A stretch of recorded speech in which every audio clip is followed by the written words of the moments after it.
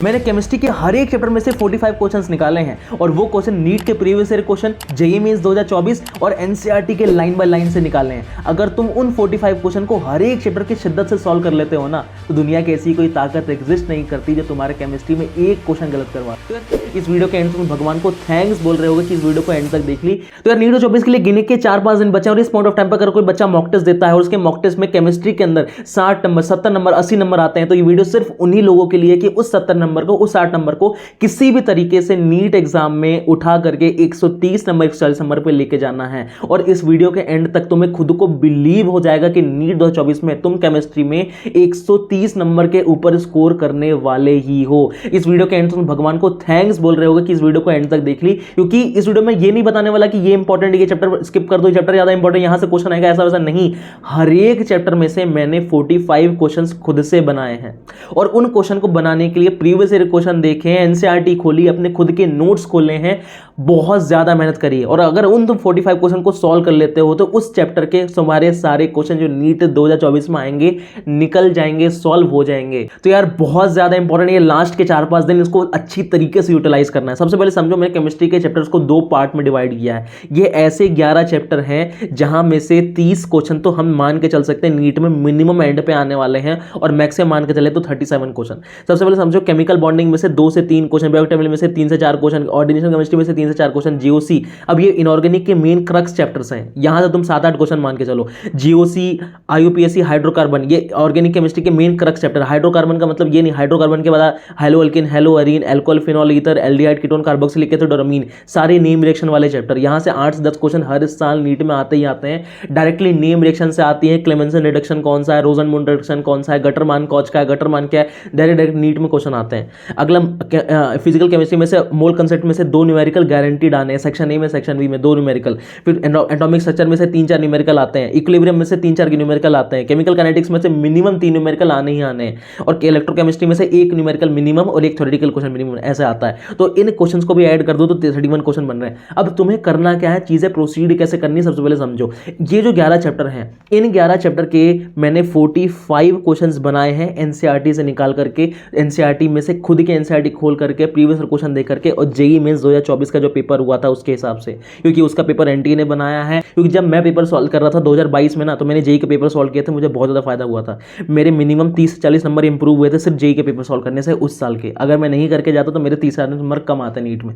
तो इतना ज़्यादा इंपॉर्टेंट है वो सारे क्वेश्चन सॉल्व करना। अब वो क्वेश्चन हैं क्या, सबसे पहले समझो। वो क्वेश्चन इस वीडियो के जैसे अपलोड होने के बाद टेलीग्राम चैनल ओम प्रभु यूनिवर्सिटी में डल चुके हैं।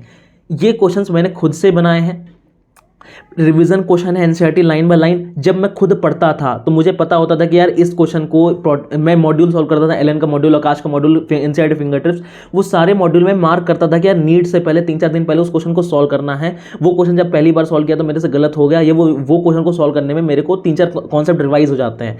प्रीवियस क्वेश्चन है जेईई के, नीट के, एनसीईआरटी लाइन बाय और एनसीईआरटी इंटेक्स क्वेश्चन उठा करके डालें। सबसे ज्यादा इंपॉर्टेंट, तुम खुद सोचो कि जब तुम पीरियोडिक टेबल के एनसीईआरटी पढ़ोगे इस पॉइंट ऑफ टाइम पर, टाइम तो नहीं पढ़ने का, लेकिन अगर पढ़ोगे तो एनसीईआरटी के सेकंड पेज में एक लाइन लिखी हुई है, एक पैराग्राफ लिखा हुआ है older form of periodic table के बारे में, वो अभी तक नीट में नहीं आया है। वो सारे क्वेश्चन एनसीईआरटी के magnetic quantum number, azimuthal quantum number, principal quantum number, older form of periodic table में, तो छोटे थ्योरेटिकल क्वेश्चन जो आ सकते हैं नीट में, एक का एल्यूमिनियम, एक का जर्मेनियम, छोटे छोटे क्वेश्चन आ सकते हैं, वो सारे क्वेश्चन इसके अंदर डाल दिए। और जेईई मेंस 2024 के अंदर आया हुआ था, सीधा एनसीईआरटी के लाइन का क्वेश्चन है, covalent radius, metallic radius, van der Waals radius, NCERT की डायरेक्ट लाइन का क्वेश्चन, लेकिन जेईई मेंस में आया हुआ तो मैंने यहाँ क्वेश्चन डाल दिया। इस टाइप में से बहुत ही तगड़ा कंसेप्ट, क्योंकि देख रहे हो ये क्लास 12 के ऑर्गेनिक केमिस्ट्री के एनसीईआरटी में खोल के बैठा हूँ, ये क्लास 11 की केमिस्ट्री के एनसीईआरटी में खोल के बैठा हूँ, पूरी एनसीईआरटी फट चुकी है। मैंने जब मैं खुद अपने टाइम पे पढ़ता था 30-40 बार पढ़ी थी, मैंने कवर लगाया था, एनसीईआरटी फट चुकी है। इतनी ज्यादा मार्क करी थी एनसीईआरटी की, वो सारी क्रक्स इसके अंदर डाल के दिया हूँ।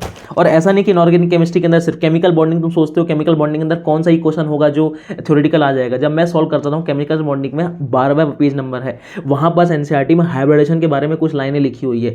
पहली बार जब एनसीईआरटी की वो लाइनें पढ़ते हो तो गलत लगता है, स्टेटमेंट सही स्टेटमेंट गलत पहचान नहीं पाओगे।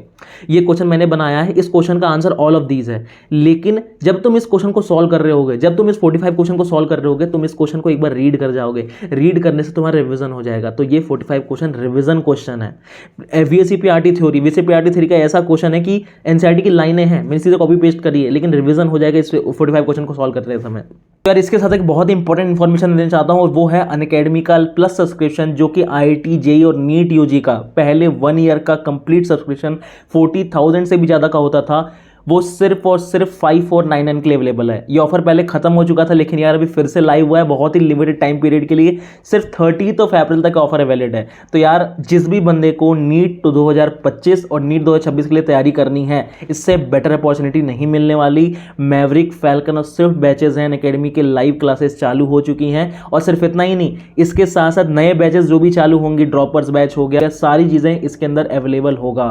और इसके साथ साथ mock test, DPP solving, live doubt solving, live classes, mentorship, हर चीज़ अवेलेबल है। तो यार once in life time opportunity है, इससे बेटर कुछ नहीं है। Link is in description, don't forget to check out. अब ये ठीक है, अब इसके बाद आता है कि main physical chemistry. Physical chemistry में सपोज फॉर केमिकल काइनेटिक्स है, केमिकल काइनेटिक्स जैसे चैप्टर में मात्र 3 ऐसे पॉइंट है जहां से थ्योरेटिकल क्वेश्चन आते हैं।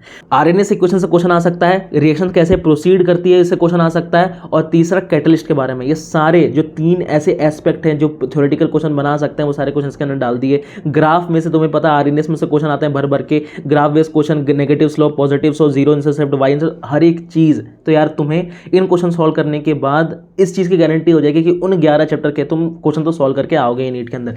कैटलिस्ट के बारे में एनसीईआरटी में पैराग्राफ लिखा हुआ है, जब तुम खुद क्वेश्चन को सॉल्व करोगे तुम से गलत होगा, जो कि मेरे से गलत होता था। एनसीईआरटी की लाइन लिखी हुई है, catalyst provide alternate pathway to reaction. जब इसको पहली बार सोचते हैं गलत लगता है, नहीं भाई हाँ सही स्टेटमेंट है, रिएक्शन पहले ऐसे जारी होती थी, कैटलिस्ट क्या करता है नीचे ले आता है, एक्टिवेशन एनर्जी को अल्टरनेट पाथवे मिलता है।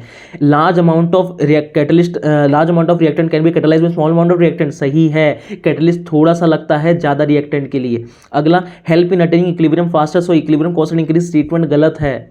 यहां तक स्टेटमेंट एनसीईआरटी की लाइन है, इक्विलिब्रियम को फास्टर अटेन करने में हेल्प करता है, लेकिन गलत है, इक्विलिब्रियम कांस्टेंट चेंज नहीं होता है। Delta G not, delta S not, delta G और डेल्टा एस, ये सारे वाले स्टेटमेंट जो एनसीईआरटी में लिखे हुए हैं, एम्स के अंदर 8 से 10 बार आ चुके हैं कि कैटलिस्ट चेंज करता है या नहीं करता है, करता है नहीं करता है, करता है नहीं करता है। भाई डेल्टा जी चेंज नहीं होती। ये सारे स्टेटमेंट जो एग्जाम में आ चुके हैं, स्टेटमेंट आ सकते हैं, वो सारी चीज़ें डाल दी। अब बचा कि 11 चैप्टर के बाद के जो चैप्टर उनका क्या करना है। सबसे पहले समझो, इन चैप्टर को सॉल्व किए, इन चैप्टर को सॉल्व करने के रिवाइज करने के लिए तुम्हें 3 से 4 दिन लगे, रिवाइज करके सॉल्व करने में 3-4 दिन लगे। इन को करने के बाद तुम्हारे 130 नंबर कंफर्म हो गए।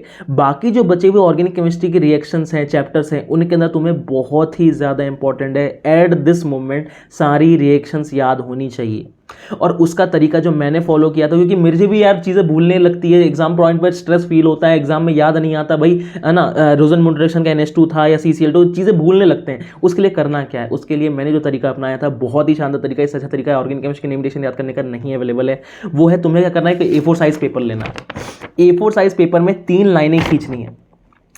3 लाइन खींचने के बाद पहली लाइन में कॉलम में तुम्हें लिखना है नेम ऑफ रिएक्शन, कि भाई रिएक्शन का नाम क्या है, नेम ऑफ रिएक्शन, दूसरा रिएक्टेंट, तीसरा प्रोडक्ट। अब नेम ऑफ रिएक्शन का मतलब तुम्हें क्लास 12 की ऑर्गेनिक केमिस्ट्री उठानी है। ऑर्गेनिक केमिस्ट्री की एनसीईआरटी खोलोगे, यहाँ स्टार्टिंग से देखोगे तो पहला नेम रिएक्शन चालू होता है फ्रिंकलस्टीन रिएक्शन, नाम लिख दोगे फ्रिंकलस्टीन रिएक्शन। इन दोनों कॉलम को नहीं भरना है। अगला लिखोगे स्वार्ट्स रिएक्शन, अगला लिखोगे स्वार्ट्स रिएक्शन, तीसरा लिखोगे KI से रिएक्शन। अब ऐसे करके पूरा का पूरा तुम 3 A4 साइज के पेपर के अंदर सिर्फ नेम ऑफ रिएक्शन करके कंप्लीट कर लोगे, और पूरी क्लास 12 की ऑर्गेनिक केमिस्ट्री खत्म हो जाएगी इन 3 पेज के अंदर। अब 3 E4 पेपर को तुम्हें फोटोकॉपी करवा लेना है, प्रिंट आउट करवा लेना है। करना क्या है, पहले दिन रात में इस पूरे पेज को खुद से एनसीईआरटी बंद करके भरने की कोशिश करना है। जब तुम भरोगे तुम्हें याद आएगा, हाँ भैया फिंकलस्टीन में RCl होता है, NAI होता है, हेलोजन एक्सचेंज होता है, ठीक है। हो सकता है स्वार्ट्स भूल जाओ, एनसीईआरटी खोल के देखो, दोबारा लिखो, याद होगा। अगला ऐसे करो, ऐसे करो, ऐसे करके तुम्हारे पहले दिन में मान के चलो 60% रिएक्शन के लिए तुम्हें एनसीईआरटी खोलनी पड़ी, कोई बात नहीं है, पहला दिन है। अगला दिन सॉल्व करोगे, अगला दिन तुम्हें फिर से फोटोकॉपी तो करवा रखी, अगले दिन तुम्हें खुद से भरना है, खुद से भरते तुम्हें 40% के लिए एनसीईआरटी खोलनी पड़ेगी, अगले दिन तुम्हें 20% के लिए एनसीईआरटी खोलनी पड़ेगी। नीट से पहले 4 मई की रात को जब तुम इस पेपर को खुद से भरोगे ना, अंदर से कॉन्फिडेंस निकलेगा तुम्हारा नीट में सिलेक्शन होने वाला है, अंदर से कॉन्फिडेंस निकलेगा तुम डॉक्टर बनने वाले हो, क्योंकि तुम खुद से इसको भर पाओगे, तुम्हें एनसीईआरटी खोलने की जरूरत नहीं पड़ेगी। इस तरीके से, जिस तरीके से मुझे नीट से एक दिन पहले कॉन्फिडेंस आया था ना, अगर वो कॉन्फिडेंस तुम्हारे नीट से एक दिन पहले आ जाए, दुनिया में ऐसी कोई ताकत नहीं जो तुम्हें रोक सके। लोग बोलते हैं नीट एग्जाम के दिन एंजाइटी होती है, प्रेशर होता है, स्ट्रेस होता है, उससे क्वेश्चन गलत होता है। भाई अगर एक दिन पहले रात के अंदर तुम्हें इस चीज़ की बिलीव हो जाए कि तुम डॉक्टर बनने वाले हो, स्ट्रेस एंजाइटी खत्म हो जाती है। बहुत हद तक खत्म हो जाती है। तुम्हें अंदर से बिलीव आना चाहिए, उसके लिए आज मेहनत करने पड़ेगा। आज से लेकर नीट एग्जाम 4 मई तक तुम्हें 16-17 घंटे पढ़ने पड़ेंगे, दुनियादारी छोड़नी पड़ेगी, हद से ज़्यादा मेहनत करने पड़ेगा। उसके लिए तुम तैयार हो, मुझे पता है, क्योंकि हम डॉक्टर बनने वाले हैं भाई।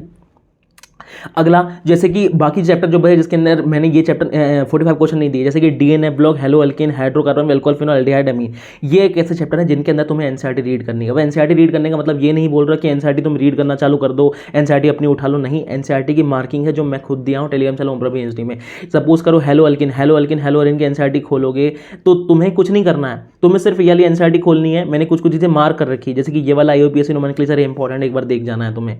वैसे ही सपोज करो यहाँ पर फिजिकल कैरेक्टरिस्टिक में दिया हुआ है बॉइलिंग पॉइंट के बारे में, मैंने 4 चीज़ें कंपाइल कर दी हैं कि बॉइलिंग पॉइंट क्यों ज़्यादा होता है, तो डाइपोल मोमेंट वंडर और फोर्स के कारण होता है। ऑर्डर क्या होता है, RI, RBR, RCL, RF होता है। ब्रांचिंग के कारण कम हो जाता है, और ये एक्सेप्शन वाला पॉइंट था कि भाई ये वाला। वैसे यहाँ बस मेल्टिंग पॉइंट भी एक्सेप्शन वाला पॉइंट था कि भाई जो पैरा वाला फॉर्म होता है वो सिमेट्रिकल मॉलिक्यूल होता है, इसलिए इसकी ज़्यादा पैकिंग हो जाती है तो मेल्टिंग पॉइंट बढ़ जाता है 323 केल्विन। ये क्वेश्चन नीट में आने के हाई चांसेस है, क्योंकि JEE मेंस में ऑलरेडी 3-4 बार आ चुका है, 2017, 18, 19 ऐसे करके। तो ये सारे जो भी क्वेश्चन आ सकते हैं वो सारे मार्क कर दिए, जो एनसीईआरटी में से बीच बीच में से आ सकते हैं। और बचा, और इनऑर्गेनिक केमिस्ट्री में सबसे ज़्यादा important chapter DF block, DNA block में से कुछ क्वेश्चन जो भी आ सकता है वो सारी चीज़ें डाल दी।